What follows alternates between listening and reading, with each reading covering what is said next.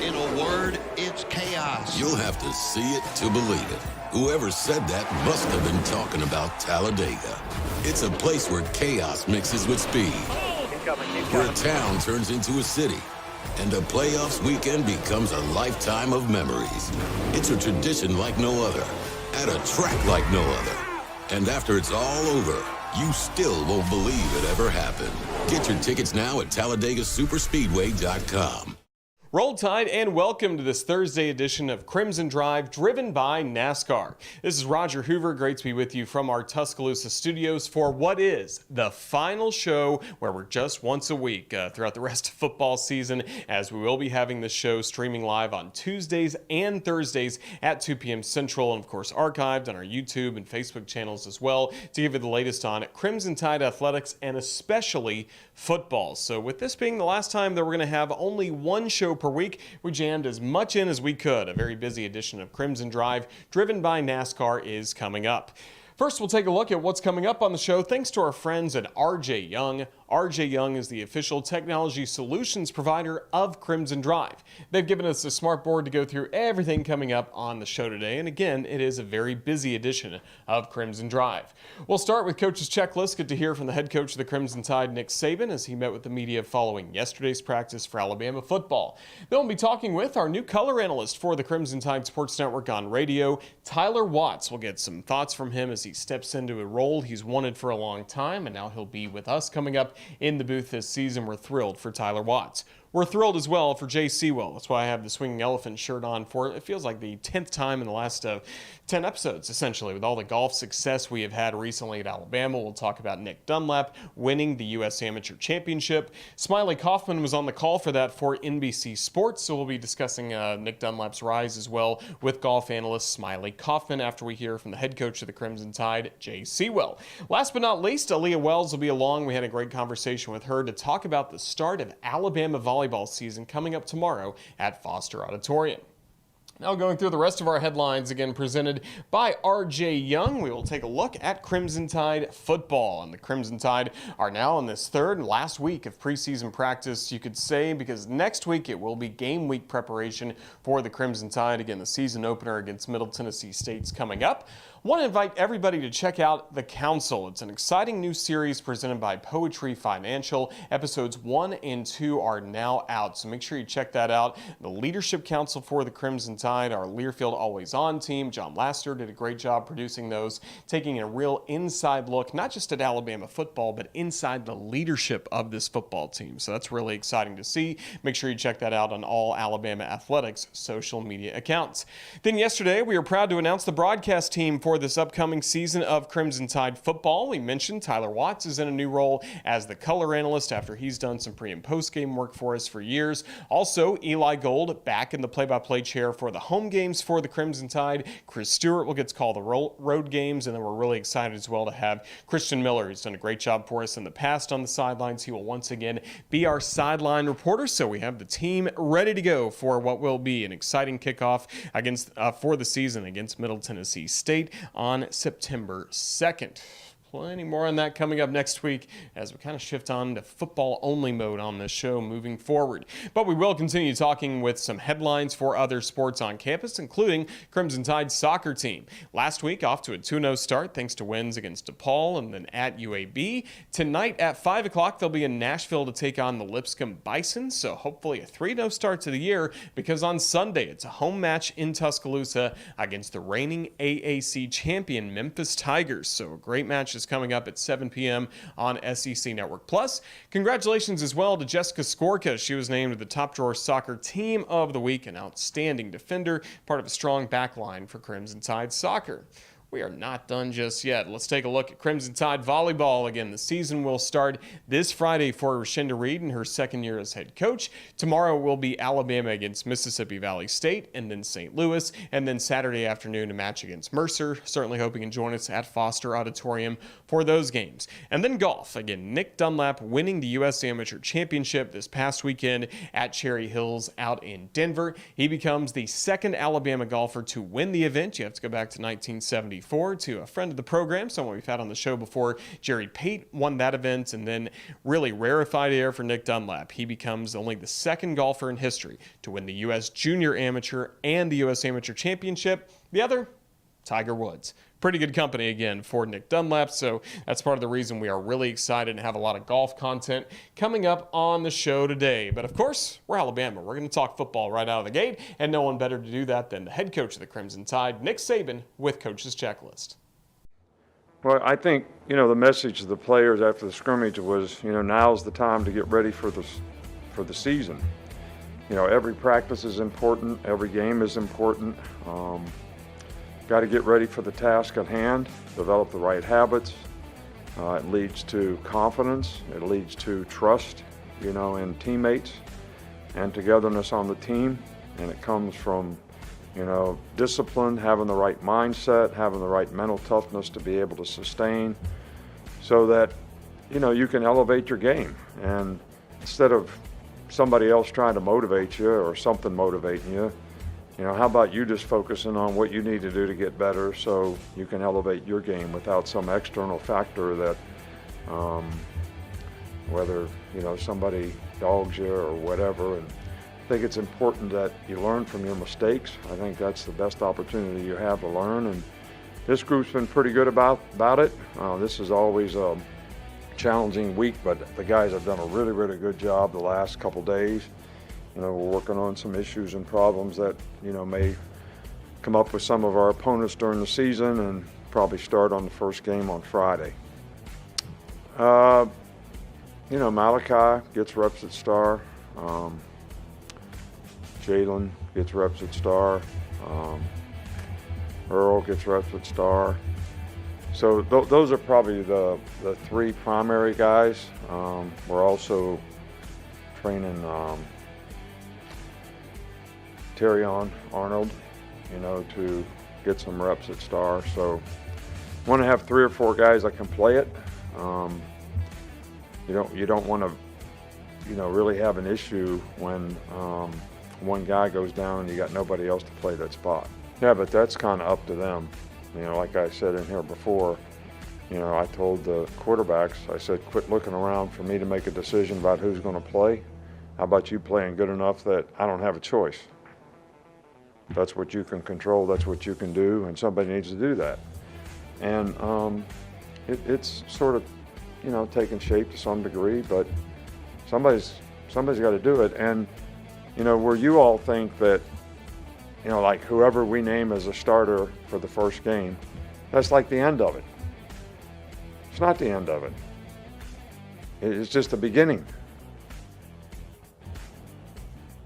So what if a guy doesn't play good? He's not entitled to keep playing. And the guy that doesn't play is got every opportunity to practice and be more consistent and win the team over so that when he gets an opportunity to play, he plays really well. I mean, we have changed quarterbacks around here a few times during the season. So I know you guys are looking for an end, but it's not even going to be the end in the first game. You're looking at me kind of funny. Am I not explaining that very well? I didn't explain it very well in my question, I suspect, but I was wondering about Yeah, I know what you asked, and I just don't want to answer it because we're going to make the best of it for our team, and our team has to make the best of it as well. So, and whoever plays the position, everybody's got to play well around them and do the best job that they can to help them play well. Alabama racing is back. Don't miss the opportunity to experience the NASCAR Cup Series playoffs at Talladega. Witness the return of racing on October 1st and be a part of NASCAR's biggest and baddest track. Tickets are on sale now. Secure your seats today for the Yellowwood 500 at TalladegaSuperspeedway.com. We continue on Crimson Drive, driven by NASCAR, with one of our own here on the Crimson Tide Sports Network. It was introduced yesterday that Alabama would be going forward with not John Parker Wilson as the color analyst, as he has decided to step away to spend some time with family. Also, some great opportunities for him at the University of Alabama. So moving into the color analyst role on our radio broadcast this season will be, as he put in his post today, John Parker had a great post that he put out earlier, and he said, just handing it off to another quarterback who wore the number 14 for Alabama. That is Tyler Watts. Again, a longtime member of our broadcast crew and some of our pre- and post-game work. Tyler now joins us as our new radio color analyst, getting to work with Eli Gold, Chris Stewart all throughout this season. So we thought yesterday was a perfect time to get his thoughts on his new role with the Crimson Tide Sports Network and some thoughts on the Crimson Tide leading into the 2023 season. Here's Tyler Watts. Tyler, you get to sit in the color analyst chair. Roll Tide. Are you excited for the season? You know what? I am. Obviously, this is something that I have kind of aspired to do for a long time since joining the Crimson Tide Sports Network back in 2003, I think it was, when we first started doing the playbacks and the pay-per-view games, and it kind of evolved into radio a couple years later. And had an opportunity to kind of sit in the background and watch a lot of great guys do this. Kenny Stabler, John Parker Wilson last year, Phil Savage before him. So, yeah, I'm awfully excited to have the opportunity to do this, and I'm really looking forward to working with y'all again. I don't know if you remember this, when you first came on, though, me and you sitting out on the photo deck kind of practicing as well. You know, real game was going on, TV was doing their thing, radio's doing their thing, and me and you, nobody but me and you could hear our recordings. But man, it's fun to work with you again, too. Absolutely. Yeah, that was some really good experience for me. And we're certainly glad to have you now in this role with us on the Crimson Tide Sports Network. You mentioned you started some of your broadcasting right after your playing career ended. Did you think about broadcasting when you were a player, or what got you into this? No, and it's funny. I had just graduated, and it was in between coaching changes that kind of summed up my college career, constantly having coaching changes. But we had just lost Dennis Francione. Mike Sheila was coming on board. It was a spring game there, and we were doing our handprints. I was a captain my senior year as well as my junior year, and we were doing our handprints there at the stadium again. And I had a buddy who was working with a local TV station down there in Tuscaloosa who was broadcasting the game, and he called me up and go, "Hey, they don't have a color guy. Do you think you might want to fill in and just kind of help out, because we really need somebody to do this?" And I said, I thought about it for a minute. I was like, well, I'm not doing anything else that day other than the handprints. So I said, yeah, I'll do it. And it was fun then because I knew the guys on the team. I played with them, worked out with them. I knew kind of some backstories on each of them. And it was just it was fun because it wasn't trying to talk football and what was going on so much as just telling the story about the guys and what they were doing, things that maybe the general public didn't really know. That's gotten more and more difficult as I've gotten older, and those kids have stayed the same age. I don't really know them as well, but that's how it all started. And then at the end of the broadcast, they said, "You know what? This went well. We liked it. We may holler at you for some pay-per-view games next year." And that's when I got hooked up with David Crane and Chris Stewart and started working with them on the pay-per-view, and then eventually with all the playbacks. Yeah, certainly some good memories, some good games from that time. And again, now you're in the role as the analyst for our CTSN radio broadcast, along with Eli Gold and Chris Stewart and Christian Miller. What makes you excited about this season and what this Alabama team could be capable of? Well, first and foremost, I think it's just the fact that we've been pretty close the last couple of years, but hadn't quite been able to get over the hump, whether it's winning the SEC West last year, dropping a game versus Tennessee and LSU in the last play. And you're kind of seeing maybe a shift backward. Everything in college football is always, ebb and flows. New things are tried, and then everybody jumps on board, and then somebody kind of reverts back and goes a different direction. So is this year's team kind of like that? I'm excited to see what the identity of this football team is. Are they going to try to be more physical and get a little more conservative? Not conservative so much as just control the clock, control the pace of the game. Are they going to do that, or is it going to be a continuation of just trying to outscore everybody?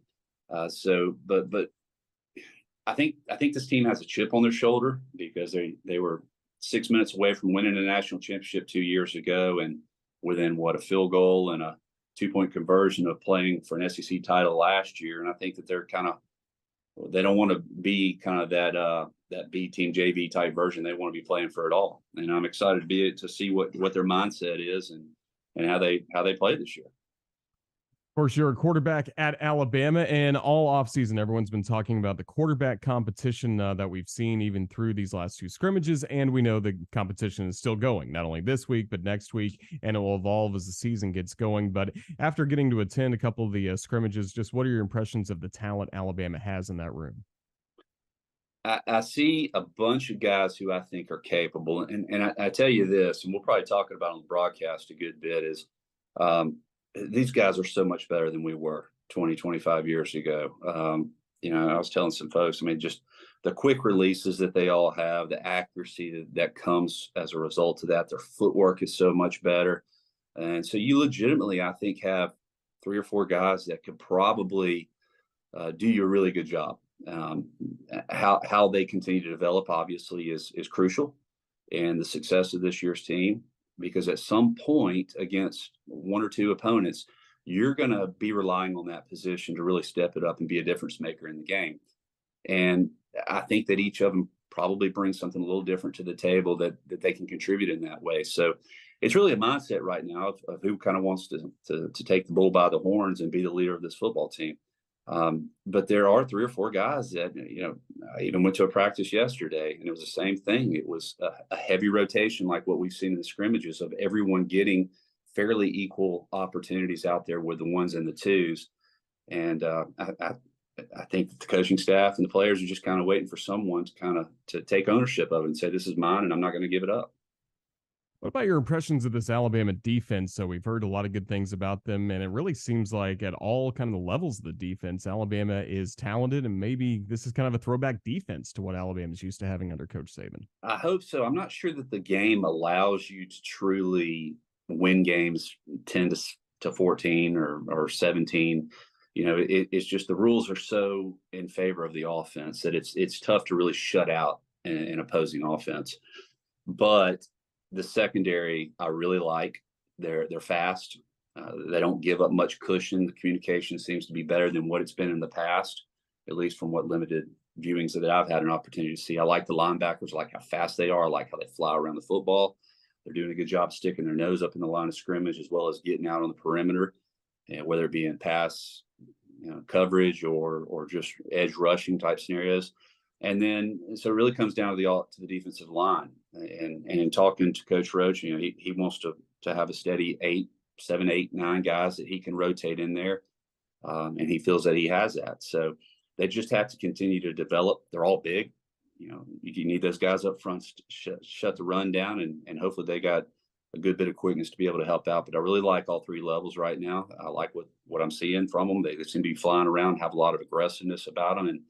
And from that standpoint, hopefully we will see somewhat of a throwback, probably not 1992 type of defense, just because, once again, the offenses don't allow you to be that dominant anymore, but still one that is going to have a good showing each and every Saturday and give you an opportunity to win. You mentioned getting to be at the scrimmages as well as going to practice. First of all, with that, kind of what was it like being at a Nick Saban-led practice earlier this week? It was fun. I think that the coolest thing about it is me and Christian Miller went together yesterday, and as soon as we walk out, I see Jeremiah Castile and Sylvester Croom. So I had a chance to sit down there and listen to a couple of old stories, and that's the cool thing about going back to events at Alabama is you see a lot of former players, and it amazed me that I knew a bunch of guys who were a lot older who had told me this, that it really doesn't matter when you played, you have that in common. And it truly is. I mean, these are 2 guys that played before I was born, and just they're going to sit there and talk to you. And that's the neat thing about it. But the pace, you forget how fast paced a college football practice is. There is no downtime. I mean, they want everybody doing something every minute of that practice. So if you're working on special teams, you'll see the O-line, D-line, quarterbacks go over, do walkthroughs. They'll be working on different drills themselves. But there is not an idle moment out there, and it's guys flying around. It's organized chaos, but it's fun to see because that hadn't changed. Certainly has it. Well, we're gearing up for Middle Tennessee on September 2nd. And as we let you go, Tyler, just what's most important for this football team between now and then to be ready to go once they're playing under the lights at Bryant-Denny? I think just developing who those leaders are going to be. I think you're starting to see it on the defensive side, but who's it going to be on the offensive side? The wide receiver core, there's been a lot of talk about them. Who's going to be the 1 or 2, 3 guys that step up it. And it doesn't have to be a true dominant number one. So much as do you have 3 or 4 guys that you can count on? Are they going to be in the right place at the right time when they're supposed to be there? Is their spacing going to be correct? Is that offensive line going to be able to open up and dominate the running game? Because one thing about this is the ability to run the football takes so much pressure off of your offense because it opens up the passing opportunities. You're going to get some looks that are favorable to you if you're able to run the football. And it's something that sometimes it's going to be a little slow go, but you have to keep at it and just enforce your will throughout the course of the game in hopes that you can dominate there in the fourth quarter, which is something that we saw when Saban first got here. Lack of success running the football in the first quarter did not mean they were going to abandon it. They were going to stick with it, and about the fourth quarter, you wore your opponent down. This is a big football team, big across the line. I think they have a lot of weapons that they can utilize, and it'll be fun to watch them develop throughout the course of the season to see how they evolve offensively and defensively as they get more and more comfortable with each other, with the schemes that they're running, and just, understand who they are, what they do well, and go out there and perform it. Tyler Watts, we're thrilled you're with us as the color analyst for the Crimson Tide Sports Network. We look forward to checking in with you as the season goes along as well here on Crimson Drive, driven by NASCAR. But thank you so much for your time, and we look forward to seeing you in the booth. Roll Tide. Thank you, Roger. Roll Tide. You'll have to see it to believe it. Whoever said that must have been talking about Talladega. It's a place where chaos mixes with speed, and a playoffs weekend becomes a lifetime of memories. Get your tickets now at TalladegaSuperspeedway.com.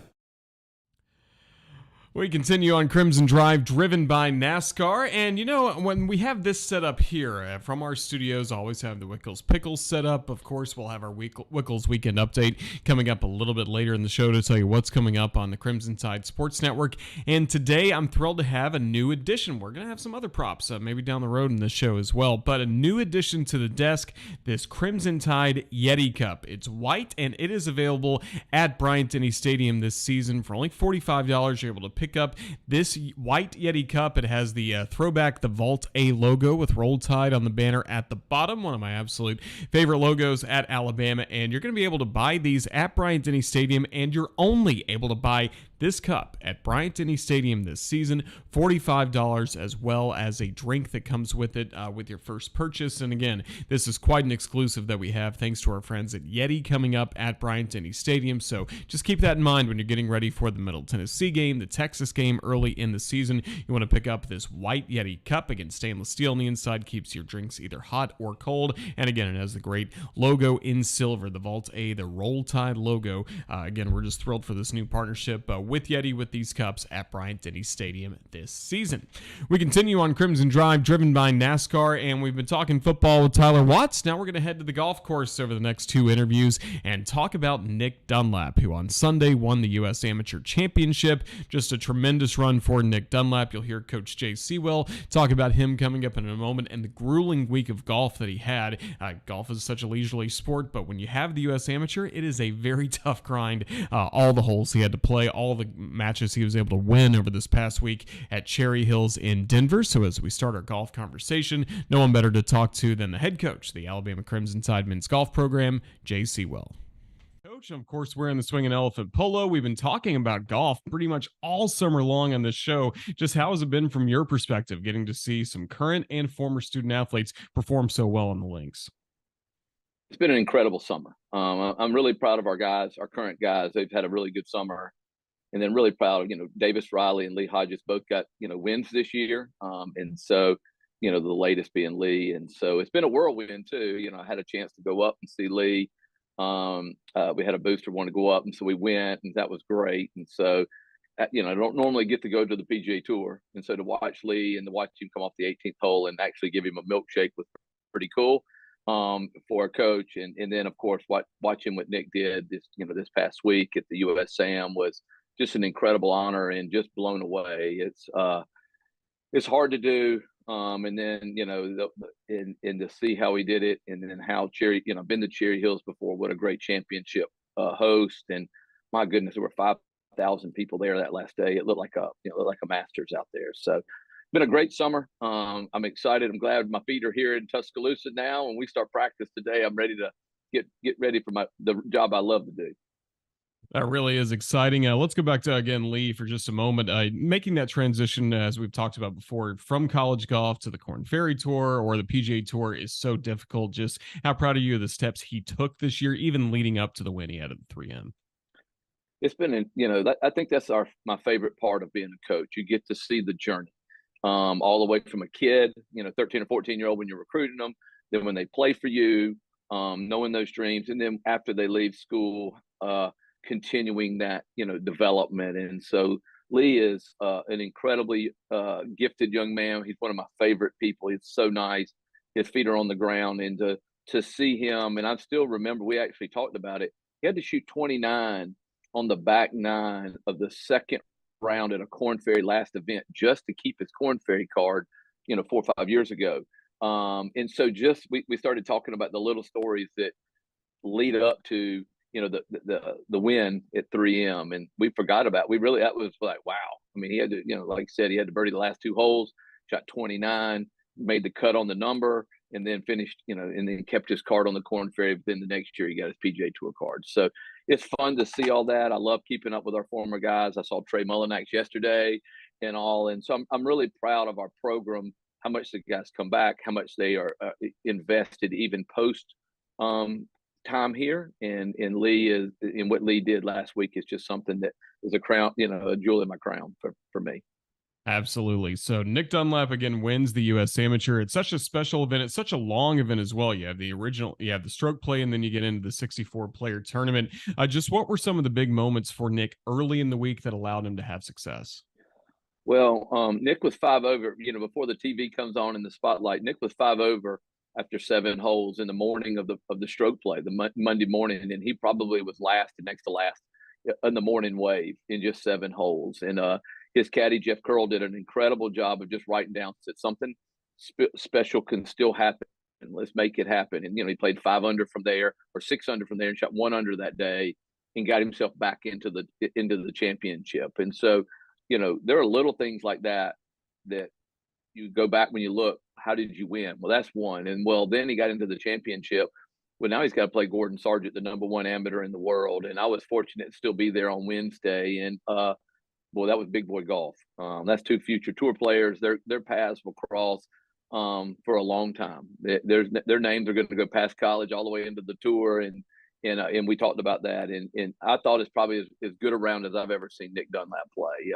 He looked like the #1 amateur in the world that day. And, and everybody said during that match, the winner will probably become the winner of this championship. And it eventually did. So those were the things that I believe that I remember. I watched on, on TV that, the 20-footer he had to make in the quarters. So there's always here or there this one putt or one shot or whatever it could be. So I'd say, how he recovered after the first round, the big match against Gordon, and staying committed after that he didn't just, lose focus after, such a mentally draining match. And then the 20-footer he made on 19th hole against Jackson Covian in the quarters are things that stand out before he got to the final. And how grueling can that championship final be? I mean, we're also accustomed to either playing 18 holes or maybe just watching it on television, but now when it's 36 holes and those guys were all square after the first 18, how tough mentally, along with physically, is a day like that we saw on Sunday? Very. We'll do some 36-hole days here. They're grueling. You're talking 30 to 40,000, 30 to 35,000 steps in those days, 15, 16 miles. And then you've got 10 hours of golf, high pressure, all of that. And so it's really hard to stay focused. It's really hard to stay fresh. Your body changes tremendously. They do give them about a 45-minute break in between to kind of regroup. And so, but it is really grueling. You're talking 2 practice rounds, 2 stroke play rounds, and then now you have 6 match play rounds, and one of them being 36 holes. So now you really are talking 11 rounds in about 8 days. And so it's amazing. It's physically taxing, it's mentally taxing because of the pressure, and it's why Dunlap, I thought, became the favorite. Nobody knows what he does at 5 and 6 a.m. on his own. He's got his own regiment. I mean, that's what gifted athletes do, but he is running stadiums almost every day, 5 or 6 a.m. He has a routine that he does so that he is more prepared for things like that. Speaking of 5 and 6 a.m., how about 3 a.m. in Atlanta for a majority of your players that were able to gather, get on a flight, get out to Denver, and watch Nick take home the Havermeyer Trophy? What does it say about the culture of your team that those guys did that and made sure they were there for Nick on Sunday? Well, I know when they sent me the text, I didn't get it at 3 a.m. Thank goodness, but they 3 a.m. me and sent me the text that it was they were on their way. I cried that morning as a coach because that's what you're trying to build. You're coming along, young people who have dreams and they're thinking about, golf's an individual sport, but we're trying to build Alabama golf, and you're trying to bring a team together, and that's our leadership. That's last year's NCAA championship team wanting to support, Nick. I mean, they actually there's some sacrificial to it, not just sleep and tired. We start practice today. We start actually qualifying today, so they're cutting into their own practice time, their own schedule to go support him, and it was a no-brainer to them. And so when I got that text, as I said, as a coach, we've got the things we need in place, talent, and now the chemistry. And people ask about chemistry. Chemistry is not just, hey, I like you, and they go to dinner and all that kind of stuff. Chemistry is really, truly the support and sacrificial things that those guys showed that day. And so I'm really excited about our team this year. And I know that it helped Dunlap win. That he actually said that it gave him a boost, and it really gave him some energy. We already talked about how taxing this week can be. It gave him energy when he needed it the most. And in between rounds, I'll be the 36 holes, they had all were at one table together having lunch, and they were laughing and all. And I took a picture of it, and I just went, he's gonna win. That's when I knew Dunlap was gonna win, not because I thought he was better, which he was, or whatever it was, and they were tied. He's having lunch with his boys, and they're talking about the upcoming season, football, girls. I mean, everything you can think of other than the match. And so I was going, this is a good deal. Well, that's certainly good to see. So again, a great accomplishment for Nick Dunlap. Becomes the first Alabama golfer since Jerry Pate to win the U.S. Amateur. And when you look at the trophy and the history of this event, the greats of the game have won. So obviously this means a lot for Nick and his legacy moving forward. But how about in the immediate future? What does this mean for him and some of the special opportunities now he'll get to have next year? Wow. We're drinking out of a fire hydrant for this. He is, and we are, as a program, but especially him. He leaves today actually for the Walker Cup, but be gone about 11 days. But he's now invited to to the Masters, the U.S. Open, and the British Open. He's also, his name is alongside Tiger Woods, the only two people who've won the junior and the amateur. And so, as you said, this championship already adds something to you. Now you add Tiger Woods' name to it and recognition that goes with it. And in today's social media world, he's got a lot of opportunities that will develop him and will help him as he continues his growth as a player. We met yesterday. I still love it. His biggest thing is, I still want to be a kid. I want to be a great teammate, and I want to win a national and an SEC championship. So those were his goals when we first started in our meeting, which are great. He's got a lot of work. We've got a lot of work to make sure that this thing doesn't get bigger than it can. But he's got tremendous opportunities, and in the end, those will give him opportunities to play professionally in the very near future. Well, that's certainly exciting for him. And as you mentioned, being part of this team, you're getting ready to start some practice today. Just what some are some of the next steps for you and the Crimson Tide as you get ready for the fall schedule? Well, we're, like we talked about earlier, I think we're really good. I think we've got a lot of work to do. I think we have the talent. We have what we have now, what we didn't have last year, which was the experience of the final arena. What is the NCAA championships about, which is very important. So now these guys, as they're working, know what they're working for, what it's going to be like. And so, but we start at zero. We're qualifying the day. Everybody's in it except for Nick, who's in Scotland. We'll make him exempt for the first tournament, but we're going to compete. This year's a brand new year, and when we just had our conversation with our guys, and we feel like we have a chance, so we're embracing the opportunity, and so we'll start today, and And we've got 5 new guys that think they can be part of this also, and they can and they should feel that way. And so this is a new team, it's a new year, and we've got to start. And today starts building all the foundational things we need if we're going to be successful in April and May. I'm certainly excited for that. Well, Coach Seawell, best of luck to Nick Dunlap, of course, in the Walker Cup. Safe travels for you to watch him play coming up in Scotland as well. And again, congratulations on all the success for not only your current players, but a lot of Alabama alums. Again, it's been a fun time to keep up with Alabama golf. So thank you for catching us up on it here on Crimson Drive. Roll Tide. Roll Tide, Roger. Thanks for having me. We continue the golf conversation here on Crimson Drive, driven by NASCAR. Of course, Coach Seawell, as he mentioned, was at Cherry Hills, got to be part of the history that Nick Dunlap made over the weekend, winning the U.S. Amateur.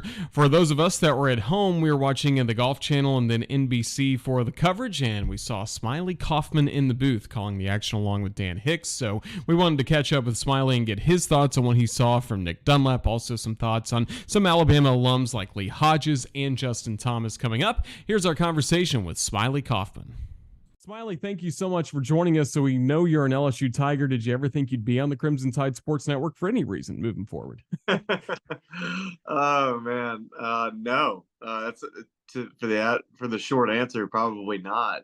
I grew up in Birmingham, so I've been around University of Alabama athletics pretty much, I feel like, my whole life. It's just unfortunately my parents play golf at LSU, so I was raised to be a purple and gold LSU Tiger.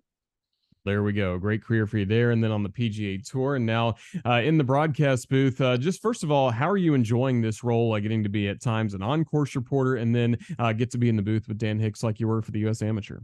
Man, it's been very gratifying, rewarding. It's been just something I didn't really expect to kind of get into media. I saw myself playing professional golf as long as I could, especially with a hot start I kind of got off to in my career. But it's been really a fun change, just to be able to still be involved with the game. And TV too it's a totally different animal, but also it's every day is a new day in TV, and I've kind of taken that like I was in golf, and just try to get better every day, and I've really enjoyed it. Well, that's good to hear. Well, we saw again Nick Dunlap compete at the U.S. Amateur, eventually winning the event. Just from your vantage point, what led to the successful golf that he had at Cherry Hills? I think it's been a culmination of him just continuing to get better every single year. And with Nick, he's always been a stud. I've known Nick since he was probably 15 years old, and since then I've always known he was going to be a really a great player. I didn't see the progression that he's taken until I really felt like 2 years ago he made a massive jump where I'm like, okay, this guy, I said he was gonna be great, but he's actually gonna be really, really great. And to this point with Nick, he's just very mature beyond his years. I think it's the best way to describe him. He's a 19-year-old in a professional golfer's body. He just happens to still be playing college golf in an amateur. And I think Nick, he's got tangibles of just talent. He's got maturity, and he also has got work ethic to go along with that. And I think that puzzle is why he's been so successful. And really just his match play record being 30-2 over the last couple years is, we're talking, he's already just joined Tiger Woods and being the only U.S. junior, U.S. amateur champion. So he's already in that type of water, but then you look at his match play record and you wonder, it's like, wow, this kid is really something special. Really is. And you highlighted on your Twitter feed, I shared the tweet as well. Early in the week, we had a very Alabama matchup in the U.S. Amateur. Nick Dunlap of Alabama, of course, competing with a Mountain Brook guy in Gordon Sargent, who now competes at Vanderbilt. Just was that one of the biggest wins you feel like Nick got throughout the course of the week, was beating Gordon Sargent? Yeah. It's just crazy that those two guys played each other in the first round. Those two guys grew up going up against each other for, all their junior golf, playing amateur golf against each other. And, I tweeted out, I said, this is a finals matchup. It really was. And they're playing in the round of 64. It was a shame that they had to meet so early, but I would say that probably took the most mental and physical energy. And after talking to Nick Dunlap on my podcast yesterday, the sense I got from him was that he was probably the most nervous in that matchup, and then as well as just closing out his final match. So everything in between, he was able to just kind of survive and advance. He really was, and you guys did such a great job on the telecast, allowing us to hear kind of Nick talk through his shot process along with his caddy, who he's known for a long time. Did you enjoy just kind of sitting back at times and listening to everything they were going through on the course? Yeah, I definitely did, and when in doubt, lay out, and that was great this week, listening to really just a high-level conversation between those guys. It's you could tell him and Jeff Curl's relationship. They just know exactly what they're doing. Jeff played plenty of golf on plenty of professional tours, and he just gets it. And Nick is a quick understudy of him, and I feel like that they make a great team. I'll say too, it just, that they just had a great game plan. It was super conservative, and I think that was one of the surprising things about the week is that Nick knows exactly how to wear down an opponent, just kind of squeezes him out, and which is surprising for a guy as talented as he is. You would think that would go out and try to just make as many birdies and win 7 and 6, but he just feels that over 18 holes, if I just play my game, I'll be good enough to beat you. And I just think that's a very mature way to think about golf, especially at that age. And that game plan worked perfectly. Obviously, the tournament was a long way away from home, being in Colorado compared to where we are in Alabama. Just what do you think it says about the culture of this Crimson Tide team that so many of his teammates hopped on a flight early in the morning, made their way out there? Coach Seawell was there with the victory milkshake. What does that say about the culture of this team?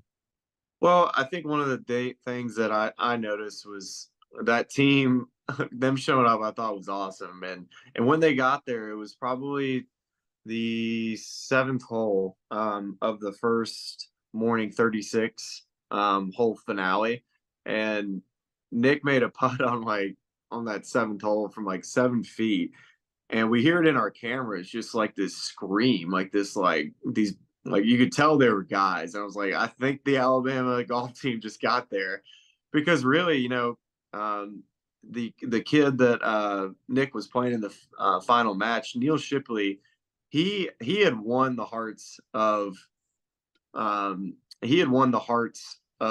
of the fans out there. And really, it was like playing a away game. I said it on the broadcast. I was like, this is like Nick Dunlap's been leading going into the fourth quarter in this match, but now it's that other team scores, the home team scores, they start to get momentum, and that's kind of how I felt. But then his college teammates and Seawell, they were all they're supporting him and making plenty of noise to try to get him through the finish line. It just says a lot about, like you said, the culture of the team. But I can really tell that there's some really good, genuine relationships between these guys. How special is this upcoming year going to be for Nick? He's about to get ready for the Walker Cup, and then already with this U.S. Amateur, now he gets to play in the Masters, the U.S. Open, the Open Championship as well. Just what kind of doors does this win like this open? Yeah, they got that accelerated PGA Tour U thing. I think I don't know if Nick's going to be there all 4 years. I have no idea, but him winning the U.S. Amateur gives him an opportunity to kind of start chasing down some doors that maybe weren't available until he won the USAM. But it really sets him up to have a player of the year type of year. But really, playing the Walker Cup, especially overseas, is something that every single player in amateur golf would want to play in and participate in. So that'll just continue to help him with his confidence. I know how much his college teammates mean to him, and playing at Alabama means to him. I know he's looking for them to have a big year. So I told him this. I was like, I don't rarely cheer for Alabama or anything, but I'm gonna cheer for Nick Dunlap. That's certainly good to hear. Great moment for him. A really good summer for Crimson Tide golf. Lee Hodges wins for the first time in the PGA Tour. And then we know one of your good friends, Justin Thomas, made a good late surge near the end of the season. And who knows, maybe a Ryder Cup appearance coming up for him later this year. Just what do you think of it for those guys, Lee and Justin? Yeah, hopefully so with JT. I'm definitely advocating for that. But yeah, Lee Hodges, great summer, man. He's really coming to his own. I think he's a very solid player that'll continue to get better. Just kind of knows who he is and what type of golf that he plays. Doesn't ever try to do anything he can't do, and I think that's really important to know. To play on the long time for a PGA Tour, you kind of have to play to your strengths, and I think Lee's really good at that. But yeah, JT, I hope he's in Rome. I'm sure hoping he's going to be there because I think he's the heartbeat of that team. Certainly hope so as well. Well, Smylie Kaufman, again, we enjoyed your commentary during the U.S. Amateur. Best of luck with everything coming up, and thank you for joining us here on the Crimson Tide Sports Network. Of course, man. Yeah, anytime.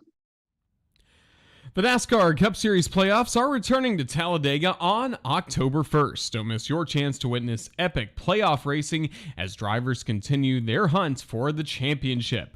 Purchase your tickets today for the Yellowwood 500 at TalladegaSuperspeedway.com.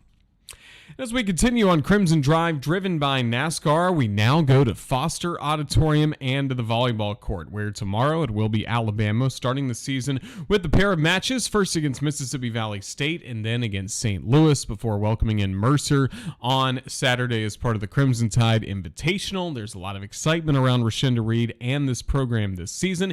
If you missed it last week, we had a one-on-one conversation with Coach Reed that's available to watch back on last week's edition of Crimson Drive, driven by NASCAR. Now this week we talked to one of her outstanding student athletes and middle blockers, Alyiah Wells. Wells, of course, has been through a long time on this program and is one of the best players returning to this roster this season, and she gives her thoughts on where the Crimson Tide stand as they get ready to start the year. Alyiah, Roll Tide volleyball season is here. Are you fired up? I'm so fired up. It's been a long time coming. We haven't played since last November, so just looking forward to this season. Yeah, you mentioned it's been a long layoff for this team. What is the offseason like? What did you guys learn in spring practice? Well, in spring practice, we were able to break down the really technical nitty-gritty. It was a lot of long days, a lot of very long days of learning new skills. So just kind of being able to have that one-on-one time with the coaches and positional groups could kind of prepare us for what we're doing right now. How about in the summer? In the summer, we're kind of one-on-one until we're able to get with the coaches. For the last few weeks, we've been having our two-a-days just to kind of maximize the short amount of time we have before season with them, and just kind of being diligent and kind of working on what we need to as a team. In the summer, we were able to break down and kind of introduce the freshmen to the culture of what we're doing, and now we're kind of putting it together with our coaches' help. How about your individual game? How are you feeling right now? I'm feeling really, really good. By the fifth year, hopefully I'll have it all together. I feel like my IQ is the highest it's been since I've been here, and just kind of making it through and getting up into my fifth year now. I feel very confident going into this season with where I'm at. What do you tell the freshmen when they ask you about making that transition from high school or club into college volleyball? I feel like just more of giving yourself grace and kind of knowing that mistakes are going to happen, and it's all about the mental game and winning that mental battle going into a match. The other team will capitalize if they see that you're getting down on yourself. So if you hold confidence and are strong and your presence on the court, then things will get so much easier. Last year at this time of the year, you were still getting to know Rashinda Reed and this new coaching staff. How much more comfortable are you guys playing with them now in year two?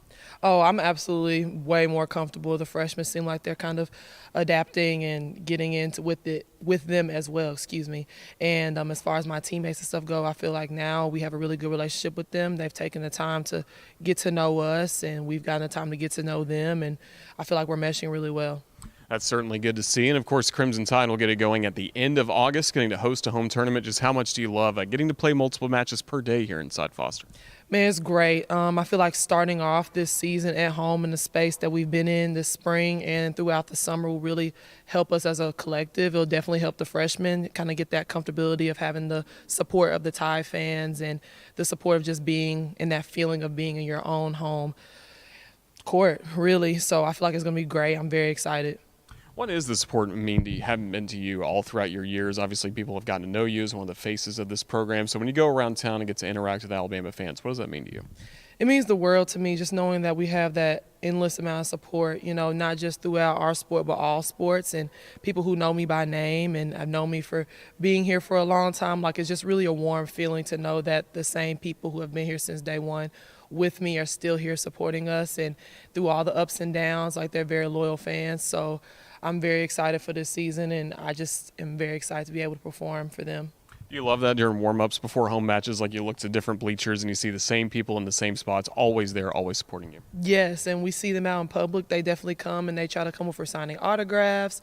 If we're doing things like handing out, promoting our games and stuff in the community, they're like, "Oh my gosh, Alyiah, like, hey," and "Oh my gosh, Alabama volleyball, like, I know you, I saw you, and I saw you on the billboard," and just knowing that they pay attention and they're just kind of very, I don't know, just reassuring to know that what we're doing is much bigger than ourselves, and I just look forward to it every single year. What's this team capable of this season? I feel like we're capable of a lot of things. It's a new team, like with, a fresh start. The bulk of the team is new. They're young, like raw. The talent's very raw. I feel like people are going to be very surprised about what we're going to do this season. Alyiah Wells, best of luck as the season starts in just over a week. Roll Tide. Roll Tide. Best of luck to Alyiah Wells and the Crimson Tide volleyball team. Look forward to seeing them start the season coming up. Again, at home with matches tomorrow against Mississippi Valley State as well as St. Louis, and then Mercer on Saturday. Of course, Crimson Drive is driven by NASCAR. Just a couple of weeks ago, we announced our new partnership with NASCAR that began a year ago, has been expanded into this season, and coming up for the Texas game, make sure you head to the Coca-Cola Fan Zone around the Walk of Champions outside Bryant-Denny Stadium.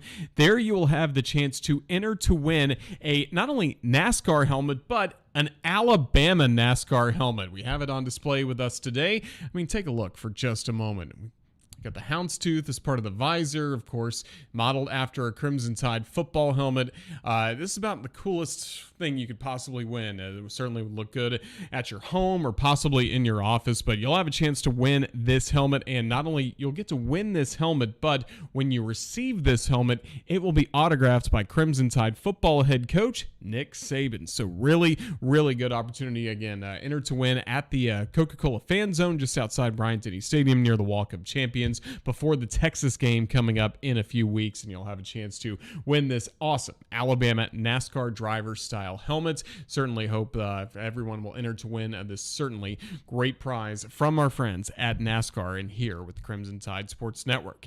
As we start to wrap up this edition of Crimson Drive driven by NASCAR, it's time to take a look at what's coming up on the network this weekend. It is time for the weekend update that's brought to you by Wickles Pickles. They are wickedly delicious. Check out more at wicklespickles.com. Let's see what's coming up on the Crimson Tide Sports Network. Well, later tonight, it will be Hey Coach and the Nick Saban Show from Baumhauer's Victory Grill in Tuscaloosa starting at 6:30. Again, Coach Saban will not be with us tonight, but he will be joining us starting next week to get set for the Middle Tennessee game. So we'll have that streaming live on all CTSN social media outlets as well as our radio network across the state coming up at 6:30. And don't forget, another episode as well is available of Tide TV this week. We'll have Crimson Tide Today, the Nick Saban Show coming up as well. Chris Stewart and Coach Saban taped the first episode of that earlier in the week, and that'll be released coming up on Sunday. And then we'll be gearing up for the football broadcast against Middle Tennessee. Our airtime will be at 3:30 for the 6:30 p.m. kickoff. And don't forget, 2 days after that on Labor Day, we will be at Baumhauer's Victory Grill in Vestavia Hills alongside Corey Reamer. We'll be having our first edition of the year of Crimson Tide Rewind, so we're certainly looking forward to everything and all the programming coming up on the network, all thanks to our friends with Wickles Pickles sponsoring the Wickles Weekend Update. That is going to wrap up this very busy edition of Crimson Drive driven by NASCAR. Certainly a huge thank you to our guests, especially from Volleyball, Alyiah Wells, and then the golf world, Jay Seawell, and NBC's Smylie Kaufman, and then our new color analyst here on the network, Tyler Watts. We thank him for his time as well. He'll actually be joining Eli coming up tonight on Hey Coach and the Nick Saban Show, so we look forward to more conversations, more football talk with Tyler Watts. Thanks as well to Ethan Carabin, our video producer, putting this show together, and thanks to all of you for watching. One programming note before we go. Next Tuesday, 2 o'clock, it will be Crimson Drive driven by NASCAR as we start to get into our game week programming where we'll have some player interviews one-on-one. We'll be recording those on Monday at the Malmore Athletic Complex. We'll have some conversations as well with Crimson Tide legends, national media guests, and broadcasters from the other schools that Alabama will be playing, including Chip Walters of Middle Tennessee. We'll have that for you coming up next week as we transition to having the show Crimson Drive driven by NASCAR go to twice a week, Tuesdays and Thursdays at 2 p.m. Central. Until then, have a great weekend. It's the final weekend before Crimson Tide football is back with us. But for everybody with the network, this is Roger Hoover saying thank you for watching on this Thursday afternoon, and Roll Tide.